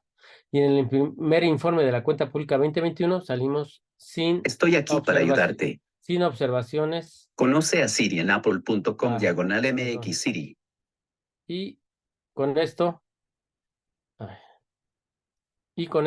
estaría yo concluyendo mi participación, no sin antes nuevamente, bueno, darles las gracias de verdad por esta oportunidad, por este espacio, reconocer el esfuerzo que la comunidad de Derecho Disciplinario MX está haciendo bajo el liderazgo, bajo la dirección del doctor Rodrigo Rodríguez, y pues quedamos a sus órdenes. Realmente es un tema que da para muchas pláticas, es un tema joven, el derecho disciplinario, este nuevo derecho disciplinario es un tema joven en nuestro país, estamos haciendo camino al andar, se están emitiendo criterios estos últimos años, los 3 últimos años han sido muy importantes, ya que nuestro máximo tribunal ha dado directrices en muchos aspectos que pues daban lugar a dudas por parte de quienes somos autoridad en esta materia.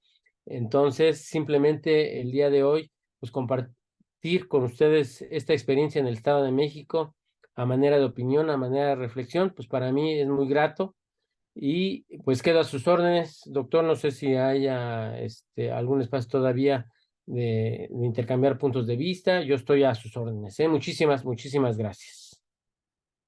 Pues nuevamente gracias a usted, estimado doctor Javier, por la generosidad, por el interés de compartir estos temas.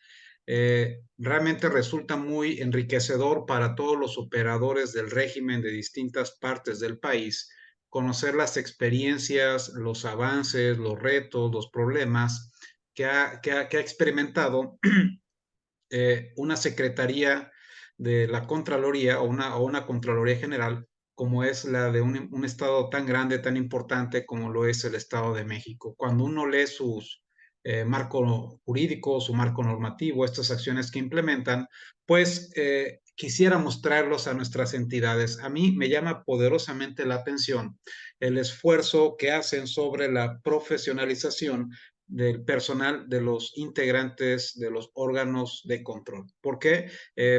Todos finalmente operamos con la misma ley general, con sus deficiencias, con sus lagunas y demás. Pero creo que gran parte del éxito o de los buenos números que ha tenido el régimen disciplinario se debe inexorablemente al operador. Entonces, al operador del régimen. Entonces, un operador que esté capacitado, que esté apto, que cuente con todos los elementos de solvencia, digamos, técnica, que sea un conocedor de la materia disciplinaria, pues sencillamente va a garantizar unos buenos resultados. Entonces, eso finalmente es lo que nos enriquece si lo hacemos en un ejercicio de derecho comparado interno entre estados, que nos ayuda bastante a tomar algunas ideas por parte del Estado de México. Y bueno, doctor, seguramente hay muchas preguntas, inquietudes. Si usted nos permite, abrimos un espacio de ellas para que las personas que asistieron a su conferencia y que han estado muy atentas a esta exposición que usted nos compartió, le dirigieran alguna pregunta, si nos lo permite.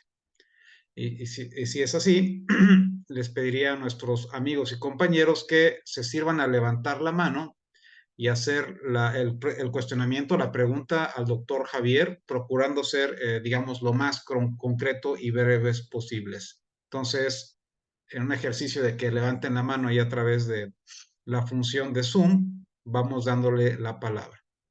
Perfecto, aquí está nuestro amigo, el maestro Adrián Mota desde Nuevo León. Estimado maestro y abogado, amigo, ¿cómo estás? ¿Qué deseas comentarle al doctor Javier? Te saludo con mucho gusto, estimado Adrián. ¿Qué tal, Rodrigo? ¿Qué tal, doctor Javier? Qué gusto saludarles por esta vía. Uno de los aspectos realmente de admirarse ahora sí que de la chamba que se ha aventado el doctor Javier y su equipo de trabajo es Perdón. cómo poder un ente público tan grande del Estado de México salir con cero observaciones. Realmente es algo raro, si no es que decir imposible, de que pase en la administración pública y es el reflejo de un buen trabajo de la prevención. La pregunta va, ¿cómo hacer entender a los operadores de los órganos internos de control de los beneficios de la prevención para el desempeño de su función, doctor? Esa sería la pregunta. Ah, hola, maestro, Adrián Osvaldo, un gusto saludarte. Perdón, me quedé sin batería, por eso estuve fuera del aire, pero bueno, alcancé a escuchar la parte final de lo que decía el maestro Osvaldo Mota. Y a ver, según entiendo, maestro, si no, corrígeme, tu pregunta va en el sentido de cómo en todo este sistema, cómo sensibilizar o cómo concientizar a los titulares de los órganos internos de control de este aspecto preventivo, ¿es correcto? Sí, exactamente, doctor. ¿Cómo cambiar esta idea de que aquí estamos para buscar números y buscar sancionar y no para prevenirlo? ¿Cómo cambiar esa mentalidad? Ahora sí que algunas autoridades tienen de voy sobre él, y no, espérame, voy a prevenirlo mejor. Sí, pues mira, no ha sido una tarea fácil, en efecto, tradicionalmente, no solamente la parte auditora, sino también la parte de responsabilidades. Incluso a mí me tocó, digo, en el anterior régimen disciplinario, cuando yo llegué como director general de responsabilidades, en los primeros meses, incluso estadísticamente se bajaron el número de sanciones. Y por ahí el titular de la unidad de planeación le fue a decir al entonces titular de la Secretaría de la Contraloría, pues, que casi me corrieran porque mi eficacia había disminuido, que el anterior titular era mejor. Y yo en ese momento, estoy hablando del año 2005, le decía o le dije al secretario, señor, pues yo considero que nuestra finalidad, lo que acabas de decir, maestro, no debe ser sancionar, porque si aumentamos mensualmente las sanciones, yo creo que algo está mal. Quiere decir que no estamos haciendo nuestro trabajo. Quiere decir que el problema de raíz no lo estamos atacando. Y eso que digo, eso lo digo como una anécdota, como un antecedente, una situación, sin pensar lo que años más tarde, 10 años más tarde iba a suceder. Entonces, con ese modelo, pues se traía esa tradición y era, y al día de hoy todavía algunas personas piensan que si sale una auditoría sin observaciones, quiere decir que el auditor no es eficiente y que si sale un procedimiento y resuelves que no hay sanción, pues algo está pasando, ¿no? O eres corrupto o no sabes, etcétera. El aspecto preventivo precisamente busca eso. ¿Cómo lo hemos hecho? Primero con la voluntad política de nuestro gobernador. Él, desde el inicio de la gestión, primero consideró y dio valor a esta área en la magnitud de lo que vale. Es decir, en la medida en que desde el inicio de una administración se prevea el, atender debidamente a auditorías de entes fiscalizadores externos a partir de un adecuado ejercicio de los recursos públicos, al final, es decir, estas fechas, pues no vamos a tener los problemas que se tendrían de no haberlo visto así. Entonces, se implementaron, bueno, se identificaron cuáles eran las principales razones. Digo, rápidamente, ahorita en 5 minutos voy a tratar de ver cuál fue el diagnóstico que encontramos al inicio de la administración. 3 principales razones por las cuales se tenían pues tantos montos ahí pendientes de solventar y cada año sucedía lo mismo. Primero, no había no se le daba esa importancia a las auditorías, es decir, no se determinaba por parte de cada secretario una persona que exclusivamente se dedicara a atender y conocer y dar la información que requería la Auditoría Superior de la Federación o la Secretaría de la Función Pública. Nos encontramos en algunos casos que se designaba en cada auditoría, pues se pide un enlace, se designaba indistintamente a una persona, a otra persona, y esa persona muchas de las veces no tenía conocimiento de la estructura al interior, de la responsabilidad de cada unidad administrativa. Entonces, al momento que llega un requerimiento de información, pues no sabía ni a quién se la tenía que pedir, por una parte. Por la otra vez, esa persona no tenía un nivel jerárquico importante para que le hicieran caso y que un director general, un subsecretario, le atendiera el requerimiento y así podía mandar oficios, podía ir a buscarlo, pues no lo consideraba. La otra, el otro resultado de ese diagnóstico. Cada cuenta pública eran las mismas observaciones. En materia, por ejemplo, de obra pública, obra ejecutada, obra pagada no ejecutada, ¿no? En adquisiciones, por ejemplo. Observaciones reiterativas, como que se inició el procedimiento sin tener la disponibilidad presupuestal, o que no obraba en expediente los entregables, si era un servicio o fuera un bien. Y finalmente, el enlace con los entes fiscalizadores externos no era la Secretaría de la Contraloría, era otra dependencia. Entonces, a partir de ahí, el señor gobernador nos instruyó, bueno, hay que cambiar esto, ¿qué se tiene que hacer?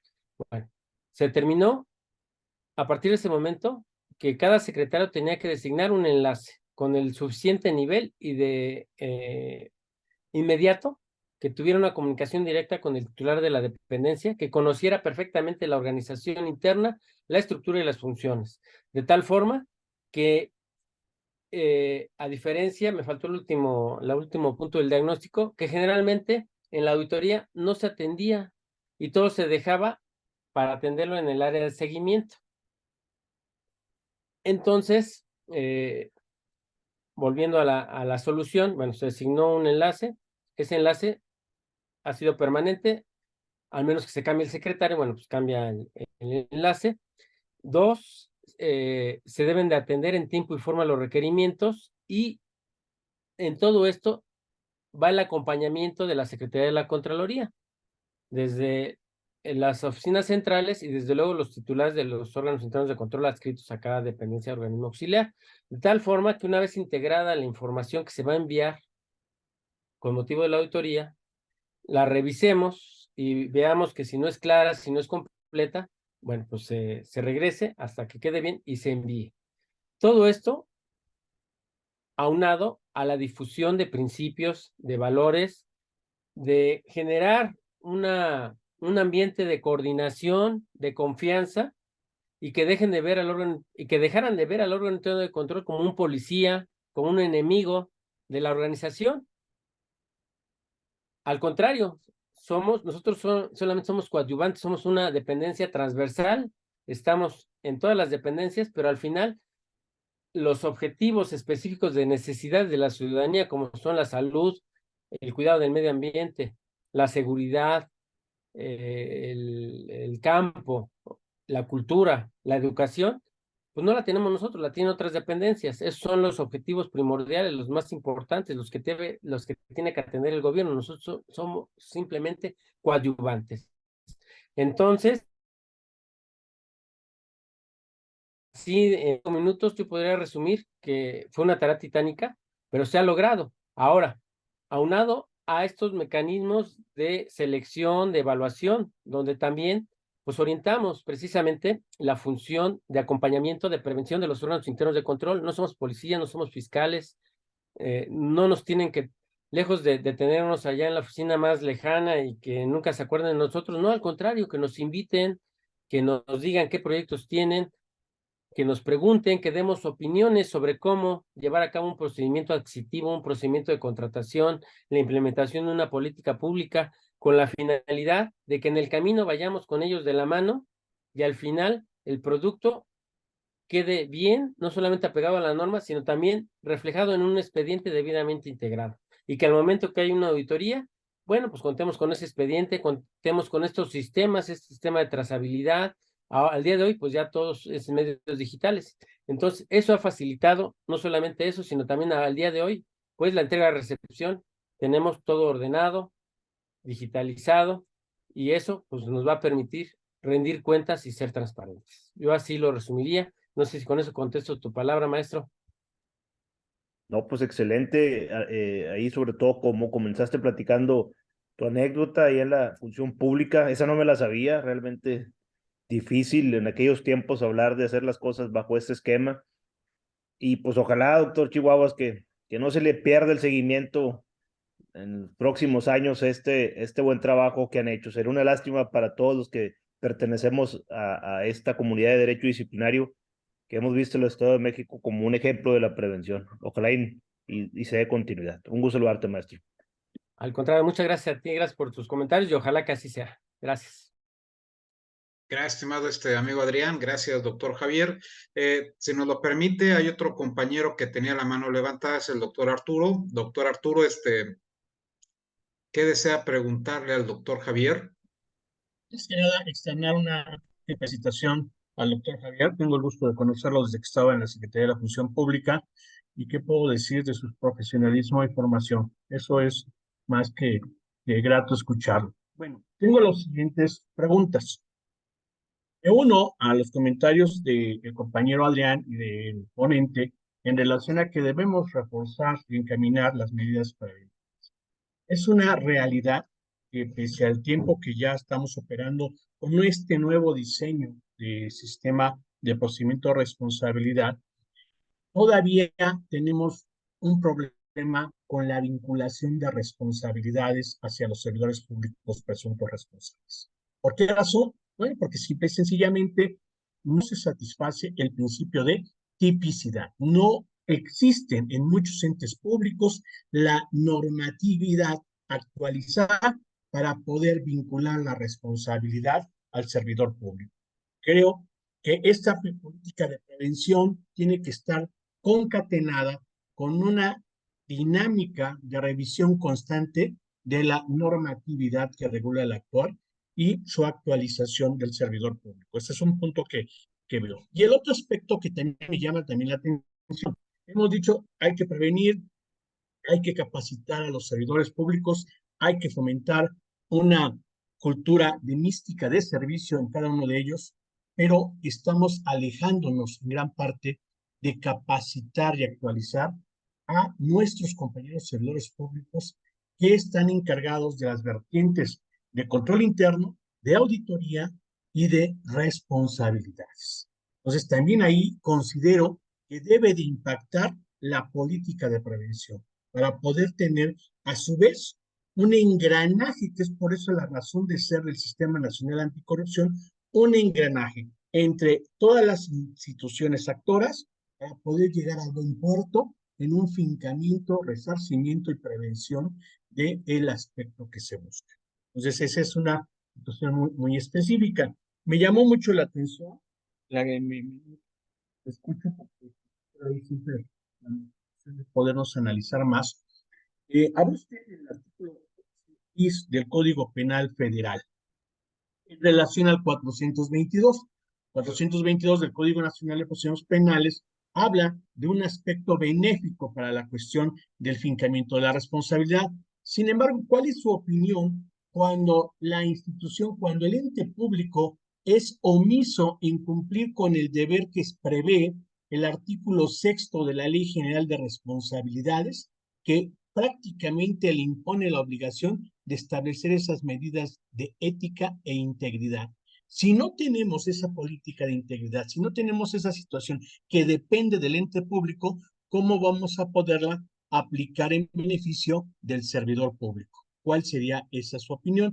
Y mi última pregunta sería, estimado doctor y amigo, ¿qué opinión tiene usted al día de hoy respecto del procedimiento disciplinario? ¿Hacia dónde vamos? ¿Qué es lo que debemos mejorar? Ya tuvimos un tiempo para ver áreas de oportunidad y poder establecer medidas para encaminarlo. Muchas gracias, le robé mucho tiempo a los demás compañeros, pero escuchar a usted no es muy seguido. Muchas gracias, doctor Arturo Vázquez, un gusto volvernos a encontrar.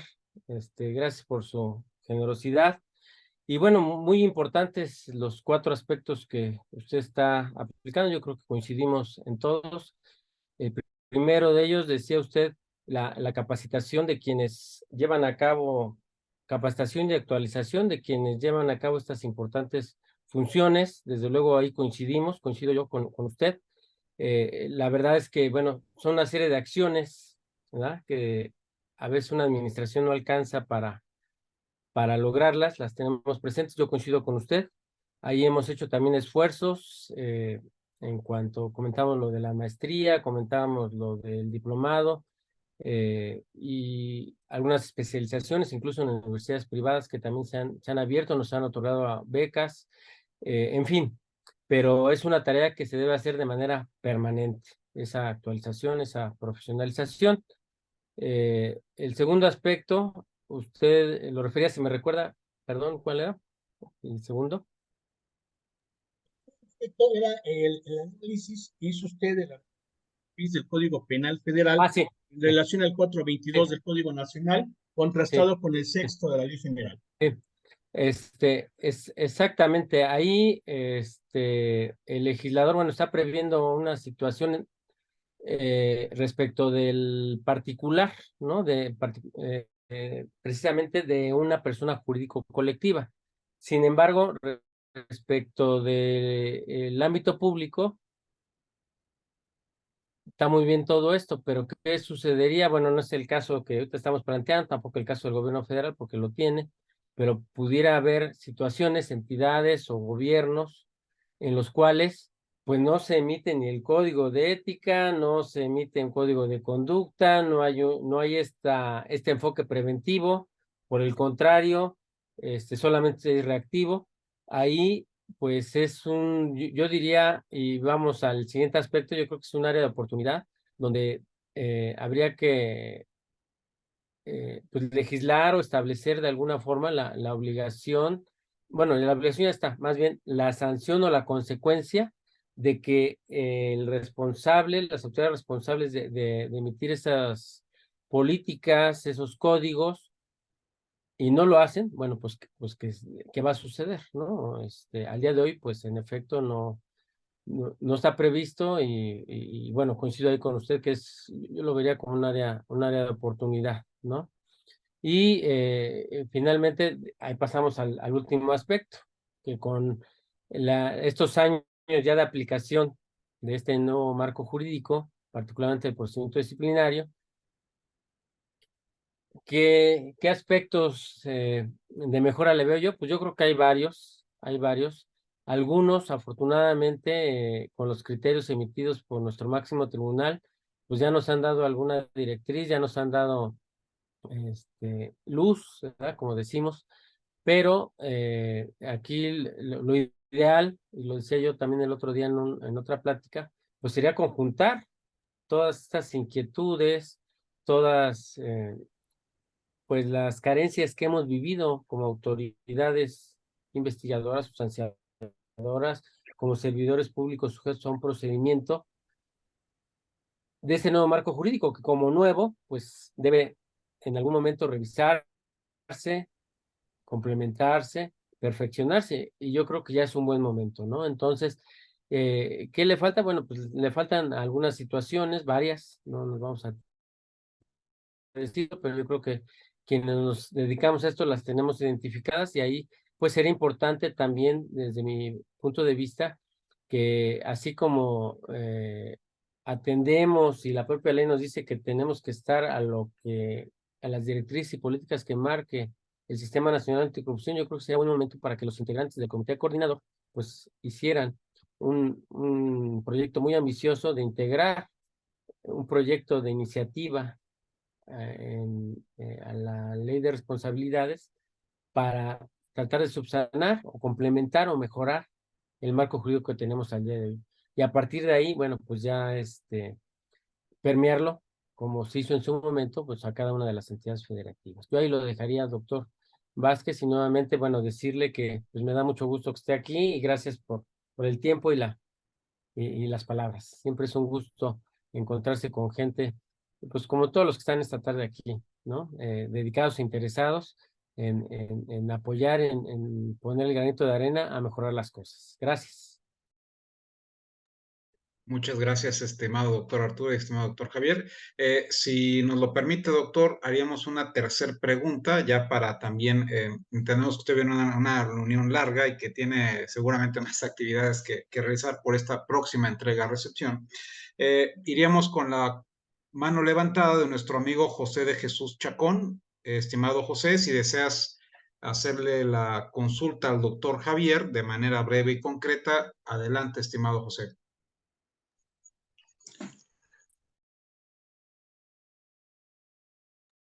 José, si estás hablando, apagaste tu micrófono, no te escuchamos absolutamente nada.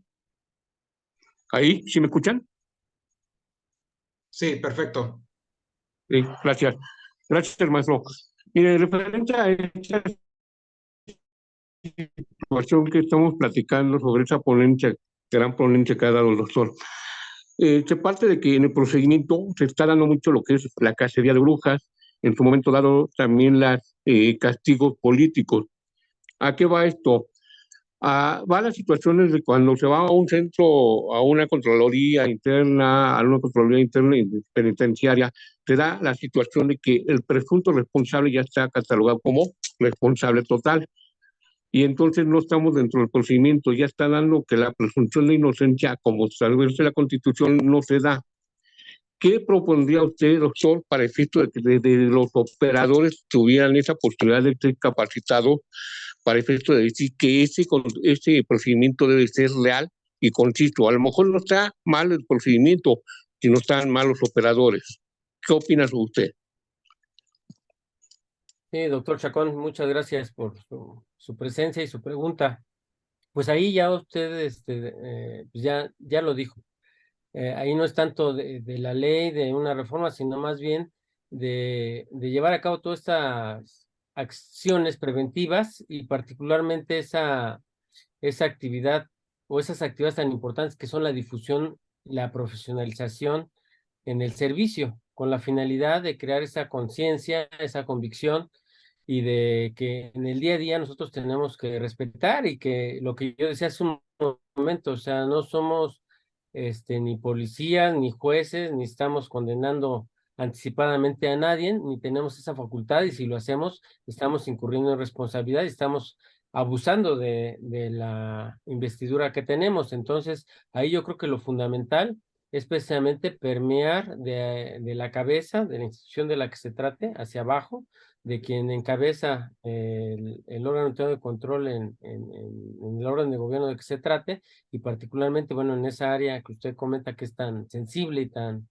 vulnerable, bueno, pues hacer esa difusión y poner el ejemplo, ¿no? Y estar en el día a día con esa capacitación, esa concientización, esa vocación de servicio, y que en el caso de que se cometiera alguna abuso, alguna arbitrariedad, pues bueno, se denunciara, si tuviera conocimiento de la autoridad, y que bueno, a su vez el órgano de control que tenemos todos que nos dedicamos a esto, pues haga también su trabajo.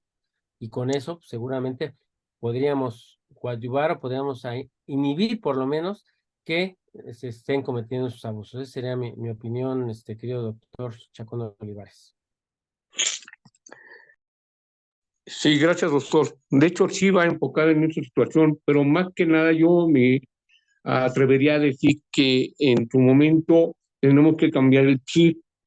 ¿Por qué el chip? Porque obviamente están dando mucho lo que es el aspecto penal con el aspecto administrativo, y eso conlleva muchas situaciones erróneas.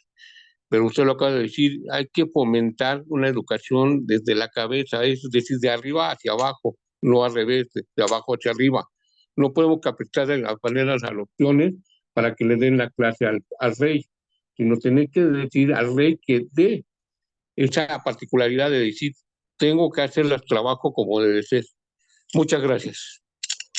Al contrario, gracias, doctor Chacón. Ya hace un momento ya recordé, también comentábamos o me preguntaban sobre lo del principio de tipicidad en la materia penal y en la materia administrativa. Bueno, aquí decir, como seguramente van a coincidir muchos de ustedes, si bien es cierto que pudieran tener coincidencias algunos de los principios penales, son materias diferentes. La materia administrativa se rige por leyes administrativas, y ya por ahí el máximo tribunal también en nuestro país se ha pronunciado que pudieran aplicar algunos principios de la materia penal, pero atenuados, adecuados, y que recordemos que el bien jurídico tutelado en una materia y en la otra son diferentes, las autoridades son diferentes, los procedimientos son diferentes y las sanciones son diferentes. Y así lo señala la Constitución y las leyes generales respectivas, que un mismo hecho pudiera constituir más de una responsabilidad, pero cada una irá por cuerda separada y con plena autonomía.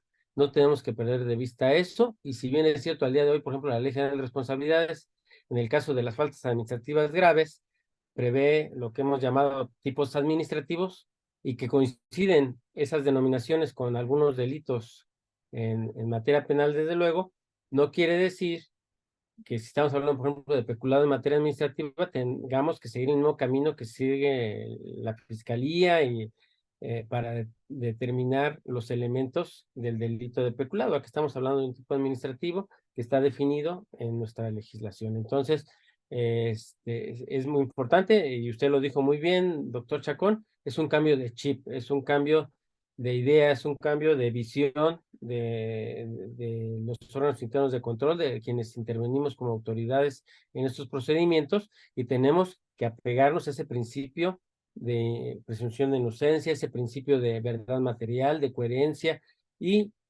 el principio rey, que digo yo, el principio del pleno respeto a los derechos humanos y el debido proceso.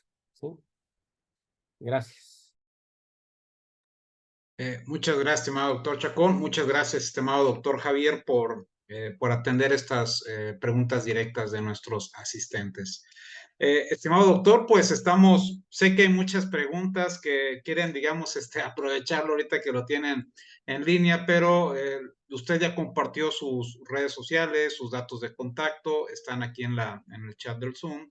Si nos lo permite, las personas que formularon o quieren formularle alguna consulta, la pueden dirigir directamente allá a sus redes sociales. Vemos que usted también es muy activo en estas redes y nos comparte sus avances, sus ideas y reflexiones en torno a la materia disciplinaria, al régimen de responsabilidades y a su labor como secretario de la Contraloría en el Estado de México. Pues, estimados amigos y amigas, vamos a dar por concluida esta sesión. Como vieron, fue muy enriquecedora. Nos llevamos los operadores del régimen de otras entidades, muy buenos ejemplos de nuestros amigos mexiquenses, del gobierno del Estado de México y de la Secretaría de la Contraloría. En lo particular, yo me voy con esta acción de fortalecer la profesionalización de los integrantes de los órganos internos de control. Es esencial, ya no es por una asignación directa, sino tienen que pasar una serie de pruebas, tienen que ser seleccionados. Ya nos explicó el doctor los métodos, las formas, atendiendo a su solvencia técnica, a su capacidad, a una integridad que deben de tener ellos como servidores públicos. Eso finalmente es clave para fortalecer el régimen de responsabilidades y para variar esta indebida percepción de que el órgano interno de control es una policía, es el enemigo del servidor público, y hacer un poquito de lo que el doctor nos compartió en su experiencia, ¿no? Al llegar él a un puesto de Contraloría, bajaron las sanciones, no porque hubiera inactividad, sino porque hubo una labor preventiva, y vimos que la prevención finalmente es una apuesta al éxito de la lucha contra la corrupción. Pues, estimado doctor, voy a compartir aquí pantalla para efecto de, mire, es un reconocimiento a su conferencia que tan amablemente nos compartió, a su generosidad. Su servidor le expide aunque sea de manera virtual, este reconocimiento por impartir su conferencia, el nuevo derecho disciplinario en México, preventivo y garantista, el caso del Estado de México. Muchas, muchas gracias. Y mire, le haremos llegar también una taza conmemorativa de Derecho Disciplinario MX hasta allá al Estado de México por su valiosa colaboración. Muchas, muchas gracias. esta conferencia y todas las que hace Derecho Disciplinario son subidas a nuestro canal de YouTube. Yo les agradezco a ustedes, amigos y amigas, el que hayan atendido directamente la convocatoria para escuchar la conferencia del doctor. Hay muchísimas personas del Estado de México, integrantes de los órganos internos de control, que acudieron al llamado del secretario de la Contraloría para ver estos avances, estas reflexiones y opiniones en torno a la materia disciplinaria. Estimado doctor Javier, nuevamente a título personal y de manera pública le agradezco bastante su generosidad que haya compartido esta conferencia con la comunidad de Derecho Disciplinario MX. Dejamos obviamente la invitación abierta para cualquier otra ocasión en la que usted desee o quiera participar con una comunidad muy atenta en torno al derecho disciplinario, ¿no? Muchas gracias. Vamos a darle un aplauso al doctor por su valiosa intervención, doctor. Qué amable, ¿no? Muchas gracias. Nuevamente muy agradecido, muy distinguido, muy emocionado, doctor Rodrigo Rodríguez, a toda la comunidad de Derecho Disciplinario, mis compañeros que hacen el favor también de tener ese acompañamiento, esa solidaridad y estar aquí presentes después de sus jornadas, todos a nivel nacional. De verdad, mi reconocimiento y mi agradecimiento. Gracias también por ese reconocimiento, esa taza tan bonita. Y bueno, quedo a la orden, quedamos en espera ahí a través del correo, si en algo podemos coadyuvar, en algo podemos opinar, estamos siempre a la orden, siempre un gusto, y que tengan una excelente noche y nos vemos pronto. Gracias a todos, un abrazo, muchas gracias. Muchas gracias, estimado doctor. Le mandamos un fuerte abrazo y damos por concluida esta enriquecedora conferencia a cargo del doctor Javier Vargas. Muchas gracias, estimados amigos. Las constancias de todos ustedes serán expedidas siempre y cuando hayan puesto su nombre entre paréntesis aquí en el chat del grupo, perdón, de esta sesión de Zoom, y ustedes podrán descargarla 15 días hábiles contados a partir de mañana en este enlace donde se les hizo llegar, este enlace de Drive donde se les hizo llegar el código de acceso ID para esta conferencia. Cualquier situación pueden escribirme directamente ahí en Twitter, en Facebook. Les vuelvo a poner, me han estado preguntando nuevamente sobre el grupo de WhatsApp. Les voy a dar mi teléfono para que me escriban con toda, eso, 26, 27, 95. Para las personas que deseen unirse a nuestro grupo de WhatsApp, donde hay más de 1025 operadores del régimen disciplinario, habrá que tener ahí un poquito de paciencia. En cuanto se desocupe un espacio, yo los agregaré para que sean parte de Derecho Disciplinario MX. Pues les mando un fuerte abrazo, les agradezco a toda la comunidad de Derecho Disciplinario MX, a todos los mexiquenses, servidores públicos que atendieron esta convocatoria. Fíjense que su servidor tiene especial predilección por el Estado de México. Yo fui registrado como nacido en el Oro, México, entonces ahí en la presa Brockman. Le envío un fuerte abrazo ahí al presidente municipal. Y entonces siempre guardo ¿cómo se llama? Este bonito recuerdo por parte del Estado de México. Les mando un fuerte abrazo desde Jalapa, Veracruz. Los invitamos a seguir todas las actividades que Derecho Disciplinario MX tiene para los operadores del régimen disciplinario en el país. Reciban un fuerte abrazo y seguimos en contacto, amigas y amigos del Estado de México y de la comunidad de Derecho Disciplinario. Un fuerte abrazo, amigos, allá Jorge Ambriz, Luis Velasco, don Ricardo Segura, al contador Efraín Carrillo, a don Julián Morales, ¿cómo estamos? A la maestra Norma Gisela, a la licenciada Elia Cortés González, un saludo, licenciada, a María Guadalupe Valero, a don Alfonso Martínez, a Juan Ramírez, a Cristian Alexander, a don Edgar Rodríguez, a Alejandro Hernández, a Jenny Barrios, a nuestro amigo Carlos López. Hey, amigo, ¿cómo estás? Abrazo, amigo don Francisco Sáenz, a Sergio Ramos, a mi amiga Itzel Escobar, amiga, nos vemos mañana en clase. Adrián Cerritos, a Ana Citlali, a José Benito. Amigos, muchas gracias. Reciban un fuerte abrazo y nos vemos muy pronto, ¿eh? Gracias, Rodrigo. Hasta luego.